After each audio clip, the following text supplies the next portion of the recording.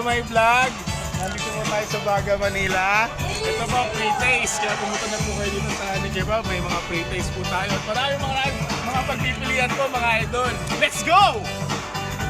So, natin na po tayo. Sir, ano nasasabi mo sa lasa, sir? Sobrang sarap. Oh, sobrang sarap daw. So, taga-saan po kayo? Taga-saan po kayo? Rosario. Ano pong pangalan nyo? Gian. Gian, sir. Pwede ka, madam.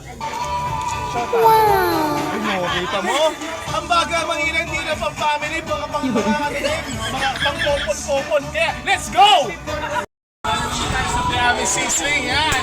Kita nyo, may Hungarian, may ribeye, may tenderloin, may liempo tayo. Hindi po frozen yan, masarap ang quality yan. Tapos andito po tayo sa bibimbap po. O yan, mga mahilig sa mga Korean. Shawarma, yan. Sa mga gusto mo mag-live, punta na kayo dito, napakasarap yan. Makakalimutan mo ang mama mo. Siyempre, meron din tayo sa mga pambata, sa mga kutkutin.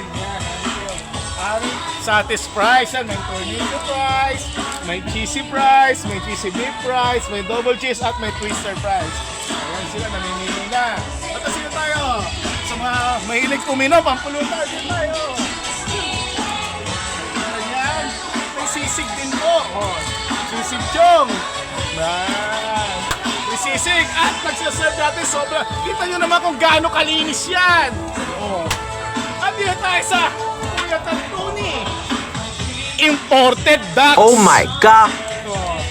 Yan. Turkish food sa mga may mag Turkish food. Yan po ang kanilang mga ano.